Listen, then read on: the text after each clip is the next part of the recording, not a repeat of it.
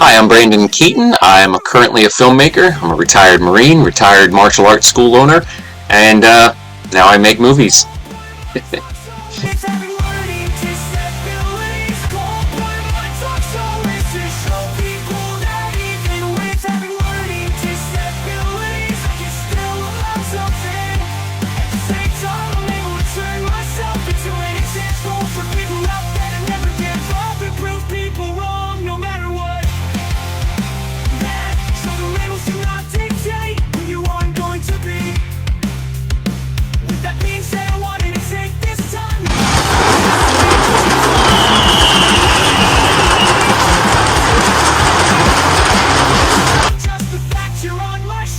My name is KeithAndrewNetWork, and this is Season 12, Number 42. First subject we're going to talk about is icebreakers. Tell our audience a little bit about yourself. Hey everybody, my name is Brandon Keeton. I'm a retired Marine. I did 21 years in the Marine Corps. I owned a martial arts school for 10 years, and now I make movies. No, absolutely. Well, first off, thank you for your service. And second one, actually, let's say it was the first one, because you said you are a teacher. Have you worked with people with disabilities? Yeah, oh yeah. Sorry about that. And so the question I was going to ask you, have you worked with people with disabilities? And for kids who have disabilities who want to take martial arts, what can you teach them? So, to answer your first question, yes, I have worked with a lot of people with a lot of different disabilities. One of my students was in a wheelchair. One of my students, two of my students were nonverbal autistic. I've had numerous, actually more than one, numerous students on the autistic spectrum, all the way from nonverbal to highly functional autism. And so, yes, the short answer is yes. I've worked with a lot of people with different disabilities, and in the movies as well. There was a very good cinematographer that I worked with who was deaf, who I tried to work with again, and he's so good at what he does, he's too expensive for me now. So, good on him, but he's outpaced me on the pay scale. No, I understand. Actually, you bring up a good point. Because some people just do it for the money, some people just do it because it's the right thing to do. Normally, if you're just on an ordinary podcast, it's like, he doesn't have. I'm not saying my gimmick is disability, but it's an ordinary podcast like everyone else, blah, blah, blah, blah, blah. Okay, you're going to ask the same questions. But if you say, hey, be on my podcast, I have a disability, and by being on the show, it's good PR for you. Two, it makes you look good. And three, it's just the right thing to do. It's like, he's doing something different because he has a disability. And on the other hand, this person is just following everybody else. So what I want to ask you is, are you not for people being paid to be on the show? Like, for an example, do you think I should be paying people to be on my show? On this show? Yes. I'm here because I want to be. I'm an actor. I'm an actor, and you invited me to talk about myself. Hello?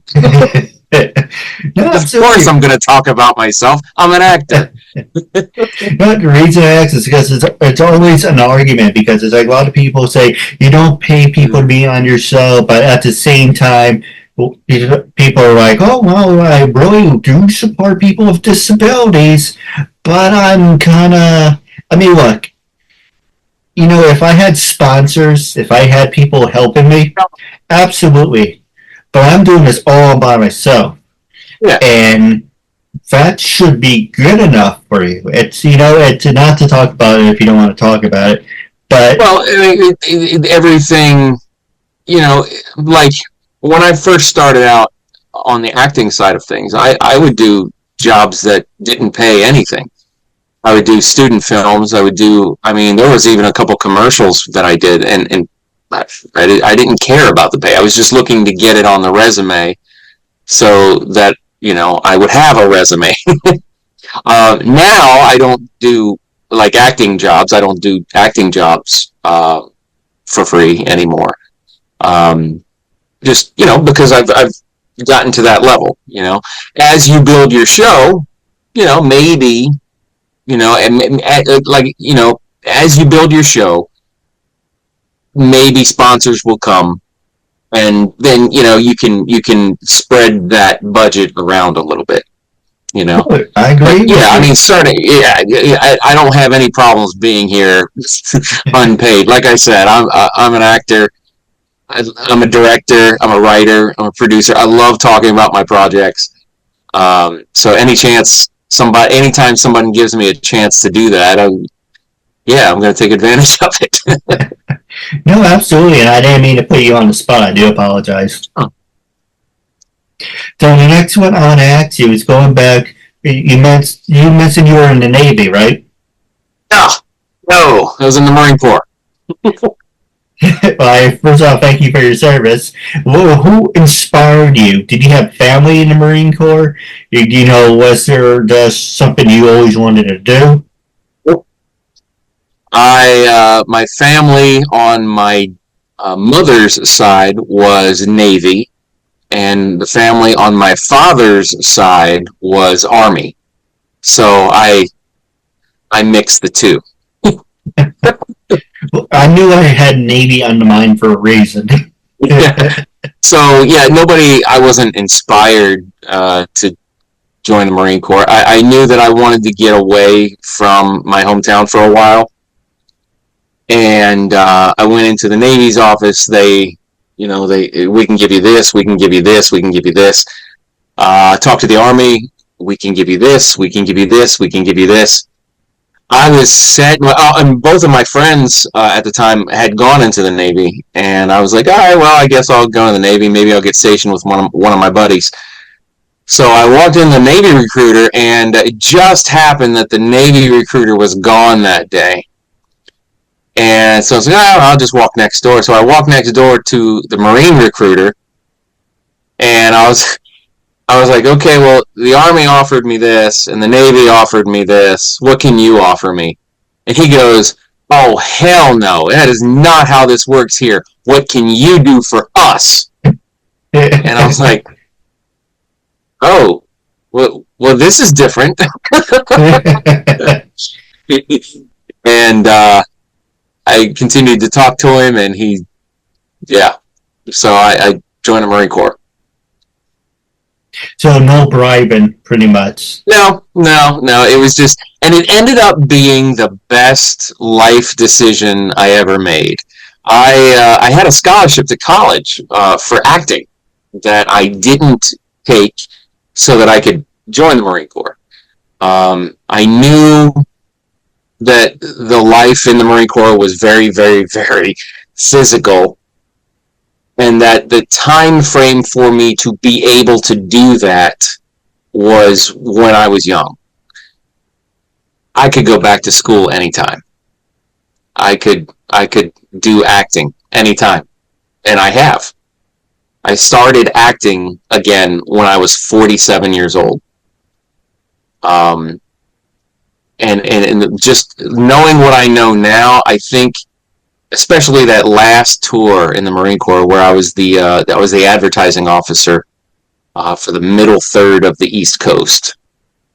I was in the 4th district, in the recruiting district there, and I just learned so much about leadership, command and control, managing things, planning things. Just basic leadership 101. I learned in the Marine Corps, which set me up to be a successful business owner, which I was. I became very in an industry in which most people are broke. I was doing very well. Most martial arts school owners are broke, and I wasn't. And and I liked being the neighborhood dad. If you're a martial arts school owner, you are the neighborhood dad or the neighborhood mom. You're the third place where people go to feel connected to one another. You got your house, you got school or work, and there's one more place that you need to have. And for a lot of people in the neighborhood, it was our martial arts school, and that was pretty cool to be that guy. Yeah, absolutely. Now, the next one is you also mentioned you were a producer. So, the next subject I want to talk to you about when we come back from this quick commercial break. Now, we're back from this quick commercial break, also known as a quick transition. Like I said, I like to change up the format, so it's always good. So, the question I want to ask you, you mentioned you were a producer. Who inspired you to be a producer? And when you were in the Marine Corps, did you ever have ideas of being a producer? Or how tell us your real story. I had I knew that I I sort of fell into producing because I was used to managing and leading small and large teams, and putting a team together and accomplishing a task. So it sort of just fell into that, and because I have training in how to plan things and how to plan an operation. I think that is what makes me, at least in the beginning here. Again, I've only been doing this for 4 years. But here in the beginning phases of it, I think I have an advantage because of my military experience in making things that get made. There's so many horror stories out there about independent productions that just don't get finished for one reason or another. Um, Almost everything that I've intended to make has gotten made, and I think it's because of my time in the military. Yeah. Oh, absolutely. So you can say it really impacted your life. Oh yeah. Yeah. Like I said, uh, best life decision I ever made. If you don't mind me for asking, when did he start and when did you finish? Oh, that's okay. I went to boot camp on October 20th, 1992, and I retired June 1st of 2013. Now, did you were you involved or did you were sent out during September 11th? And what was you? How did you see it from your point of view? So the Marine Corps, in its infinite wisdom, decided to send me to college. they, they took a look at my high school grades and they were like, well, that sucks, but we're going to send you to college anyway. Well, that's nice of them. I was like, whoa, what? Really? I only put in for this program to shut my wife up about me re-enlisting all the time. But, okay, so they sent me to college, and the month that classes started, September 11th happened. So I was there at Miami University. I had a Spanish class with Ben Roethlisberger, which is pretty cool. Um, I was, and I tried. I talked to my commanding officer. I was like, sir, I need to go back to my unit. I need to go back. I need to go back to the fleet because I know what's I know what's getting ready to happen, and I've got friends that are, in the fleet, and they, I need to be with them. And he effectively told me to shut up and go back to class. So, it is what it is. Well, Do what you do in the Marine Corps and say yes, sir, and then you go do what they tell you. do you think he did you a favor? In the long run, I couldn't see it at the time, but in the long run, yes, because where I was where the Marine Corps needed me at that time. And my job was to do what they told me to do at that time. And so if I had gone back, I wouldn't have been where the Marine Corps wanted me. It's like the expression of right place at the right time. Yeah, yeah. I mean, it still doesn't, it didn't feel good at the Yeah. time. But over the course of many years, I've come to terms with it. It gave us, a good life. Just being in the military itself is it's a hard life, but it's a good life. You're paid on the 1st and the 15th. Your medical's taken care of. Your family's medical's taken care of. You get college basically for free. I got my master's degree coming out of the Marine Corps. The bachelor's was free, and the master's was 50% off. You know, that's pretty cool. You can't beat the It is. benefits of military service. Yeah, absolutely. So the next one is I want to ask you about the coronavirus. How has that impacted your life, and do you see life in a different point of view? Because people always say, "Oh, on this I can stay home, work from home, press a button, things show up at the door." Now, kind of like you got punched in the face. You got what you wanted, and now you can, the shit's hitting the fan. Businesses are closing, unemployment, you can't get people to work, there's shortage on teachers, there's shortage on everything. So it's kind of like the expression, cry wolf. You say, you want this, you want that, and when you get what you want, then you complain. Now, but for the people who wanted to say they wanted to stay home for the rest of their lives, I guess you're kind of happy you got what you wanted. Yeah, it's a double-edged sword. For me, COVID was a great turning point to do something different. I had been doing the martial arts. I was a martial arts school owner for 10 years, and that was the time that, especially coming out of the Marine Corps for 21 years, my body just,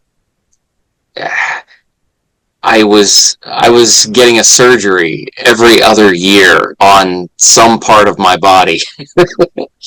And so at the 10-year mark of owning a martial arts school, I was just like, you know what, I think I'm done doing this full time. I still teach there most Fridays. I sold the school to a couple of my students, who will continue the legacy, I guess. So it's cool that they continued to do, and let the school live and be that community outpost for families in the neighborhood. But yeah, for me, it was just, I was hurt all the time. I was getting injured more and more. And I don't know. I just didn't want to be the guy who couldn't do it, telling people how to do it. You know what I'm saying? Here's how you do a jump spin back. Here's how you do a jump spin kick. And I can't do a jump spin kick anymore. You can still do them. Don't get me wrong, but doing them 6 days a week, I just couldn't see myself doing it for too much longer anyway. And 2 months into it, I was the Scott's lawn care guy. So I mean, things took off pretty immediately on the acting side. It took me a couple of years to get into writing and directing, but acting and producing, I sort of, especially producing. Like I said, I had the experience in the military of learning how to plan things, and then acting, it was just a matter of finding a good coach, which I did. Can I give a plug to my coach? Yeah, absolutely. This is your time. His name is James O'Connor, and he is in New York. If you've seen a cop show, you've seen him. He's literally been on every cop show imaginable. All right, for an example, was he on, not to sound like an oxymoron or anything, but was he on Blue Bloods, NYPD Yep. Blue? Yep. NCIS, CSI, Law and Order. Yes, he's been on all of them. Hey, if he can put a good word in, he's more than welcome to But be on the show. he's a great coach. As a matter of fact, he's now my production partner on my next project, and he's going to be starring in my next project as well. Well, the next one I want to talk to you about is social media. So the first one I want to talk to you about when we come back from this commercial break. Now we're back from this commercial break. What can you tell us about your project that you're working on? So, I got to be careful. I don't want somebody to steal my ideas. When I was 12 years old, let's back up even further than that. 1978, I was listening to Casey Kasem, Casey's Top 40 on a Sunday in Newport, Kentucky. I was eating cheese and crackers in a rocket ship that my mom had built in my room. And I was eating cheese and crackers because she told me that's what astronauts eat. And I have an awesome mom. And she turned on the radio, and it was the first time that I had heard Genesis. Genesis would eventually become my band of any time period, of any genre. And I have a very eclectic musical taste, but they were my band. So when I was 12 years old, fast forward 8 years, I wrote a short story with the inspiration of some of their songs. And the next project is basically that short story. It's been in my head for 40 years, and it's finally getting made. There's an old saying that if you want to see it, go make it. What's the expression? That's what I'm doing. What's the expression? If you build it, they will come. I hope so. I'm in talks with the record company. I want to use their music in the short. I am a student at the local community college film program. So I'm hoping that they realize, hey, he's a retired person, and he's a student, so he's broke. So maybe they'll give me some leeway on the royalties. No, it's funny. You're telling me you're retired. I don't I don't have funny stories to tell about myself. I have funny stories to tell about people. But long story short, this person called my mom and said, "Oh, what do you do?" When she was supposed to say I'm retired or retired, but it came out retarded. It's like, "Oh, what type of work do you do?" "Oh, I'm a secretary." "What do you do now?" "Oh, I'm retarded." "What does your husband do?" "Oh, he's a former assistant principal." "What's he do? What's he do?" "Oh, he's retarded now. He's retired too." And That's funny. So I can only imagine what they were thinking on the other side of the phone. But what about you? Have any funny stories you'd like to share? Funny stories from my time in the Marine Corps. I have Anything you want to tell us? an absolute plethora of funny stories from the Marine Corps. Funny stories from the martial arts school. Actually, very inspiring stories from the martial arts school. And I have some just really. I've met some really cool people in the film industry so far. I just I don't know. I just seem to be living a life where I get to meet and be around just cool people, no matter what it is that I'm doing, and that's pretty cool. I do have a funny story from my time in Panama when I was in the Marine Corps. Panama was my first duty station, and there was an inspection. The inspection team was coming down from headquarters, and I just remember the CO, the commanding officer down in Panama. He, he looked at one of the gunnies. He looked at one of the gunnery sergeants, and he said something along the lines of, "You're going to take care of the team, right?" And the gunny was like, "I know what you mean, sir." So these guys took as soon as they get down there, these guys took the inspection team out on the town that night, got them drunker than anything, didn't come back in until 5 in the morning, and they had to be ready to go at 7 to do the inspection. So these guys, they're drunk and hungover, and they're trying to inspect the unit. So needless to say, we passed that inspection. So, and the gunny got a thumbs up from the commanding officers as they left. That was a good time. Are you a professional wrestling fan? I was in my younger days, not so much after high school. One thing, I support the military and the Air Force and the Marines. And one thing I realize is never piss off a Marines. You piss off one is like an angry yellow jack. You piss off all of them. It's like an angry freaking nest coming for you. The reason I bring it up is because there's a wrestler, Shawn Michaels. Mm-hmm. You may remember the story. Yep. It was Sean Waltman and somebody else. They went to a bar, and there were a bunch of Marines, and they were getting, shit-faced and all that. And Sean was being his loud, obnoxious self. He was pretty much an angry young man. And he was antagonizing the Marines along those lines. And so the next day, he comes out with a black, his whole face was, fucked up, uncensored, because the Marines beat the shit out of him. So I was like, yeah, don't piss off the Marines because they're no pushovers. Oh yeah, the saying in the Marine Corps, like, there is no such thing as a fair fight. If you're not cheating, you're not trying.